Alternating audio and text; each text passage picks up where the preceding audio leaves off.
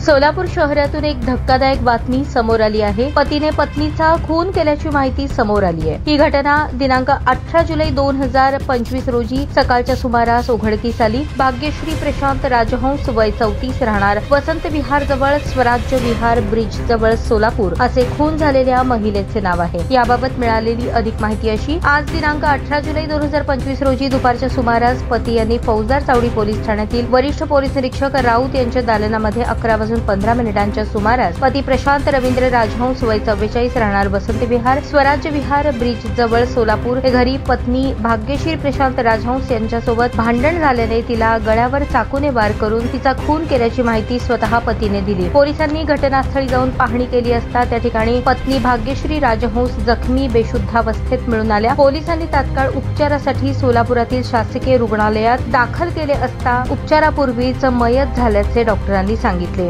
पती प्रशांत राजहंस हे व्यवसायाने वकील असून त्यांनीच आपल्या पत्नीचा खून केल्याने संपूर्ण सोलापुरात खळबळ उडाली आहे। प्रशांत राजहंस यांनी आपल्या पत्नीचा खून का केला, त्यामागचे कारण काय, या संपूर्ण घटनेचा तपास पोलीस करत आहेत। सदर घटनेची माहिती मिळताच नातेवाईकांनी सिव्हिल हॉस्पिटल या ठिकाणी एकच गर्दी केली होती। ताज्या बातम्या पाहण्यासाठी प्राईम महाराष्ट्र न्यूज चॅनलला सबस्क्राईब करा।